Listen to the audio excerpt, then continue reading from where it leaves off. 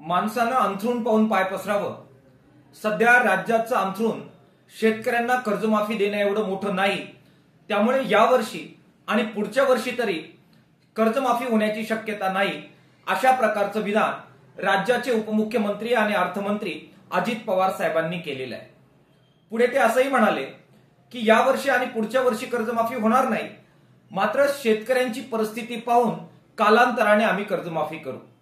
अजित पवार साहेबांच्या या वाक्याचा सरळ अर्थ हा आहे की शेतकऱ्यांची परिस्थिती पाहून नव्हे, त्यांना निवडणुकीचा हंगाम पाहून जमलं तर कर्जमाफी करायची आहे.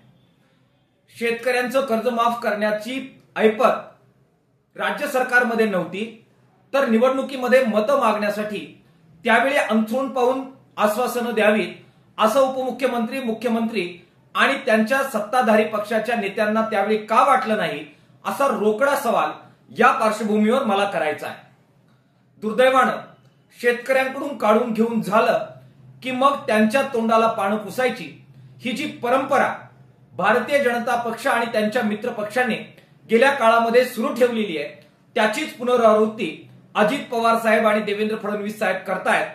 मला आव्हान करायचंय शेतकऱ्यांच्या वतीने की त्यांनी दिलेला शब्द पाळावा. ज्या आधारावर आमची शेतकऱ्यांची मतं तुम्ही मागितली, ज्या आधारावर तुम्ही सत्तेवर आले, ते कर्जमाफीचं आश्वासन पूर्ण करावं. शेतकऱ्यांचा विश्वासघात त्यांनी आता तरी थांबवावा, अशा प्रकारचं आव्हान किसान सभेच्या वतीने आम्ही त्यांना करतो आहे.